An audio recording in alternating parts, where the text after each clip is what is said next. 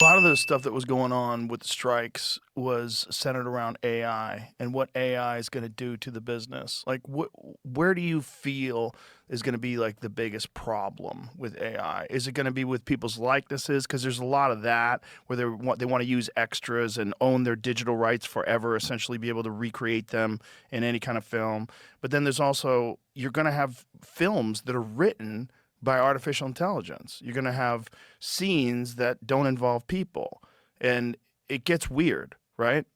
It gets really weird, but there's It actually is. an It's area tricky. of expertise for him. Yeah, we've been spending time looking at this. Like, my belief is it's sort of like what's going to happen with electricity. Well, a lot of shit's going to happen with electricity. Some of it's going to be good. Some of it's going to change stuff. Some of it's going to be like, this is going to be, shit that kills a bunch of people. Like, it's opening a door that you can't, say, well, talk about it in a kind of a blanket way. But I think with what I see is that, for example, if you try to get ChatGPT or Claude or Gemini to write you something, it's really shitty. And it's shitty because by its nature, it goes to the mean, to the average. And it's not reliable. And I just can't even stand to see what it writes. Now, it's a useful tool if you're a writer and you're going, what's the thing? I'm trying to set something up, or somebody sends someone a letter, but it's delayed 2 days and it can give you some examples of that. I actually don't think it's very likely that it's going to be able to write anything meaningful, and in particular, that it's going to be making movies like from whole cloth, like Tilly Norwood. Like, that's bullshit. I don't think that's going to happen.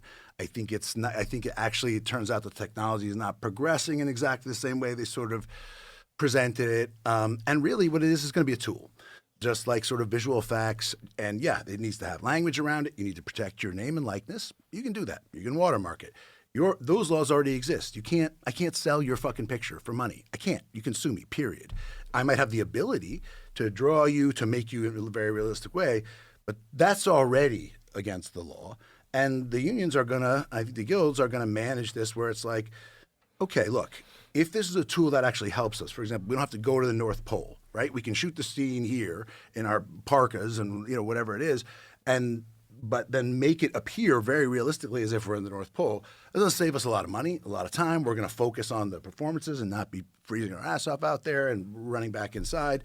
That's useful. Just like Spencer Tracy and Katharine Hepburn used to be like driving their car and there's a wind blowing a painting behind them and it looked goofy. And now in people use a lot of computer generated stuff. And some of it is going to replace just that. Like, instead of 500 guys in Singapore, making $2 an hour to render all the graphics for a superhero movie, there's going to be able to do that a lot easier. If you made it this far, like the video and subscribe.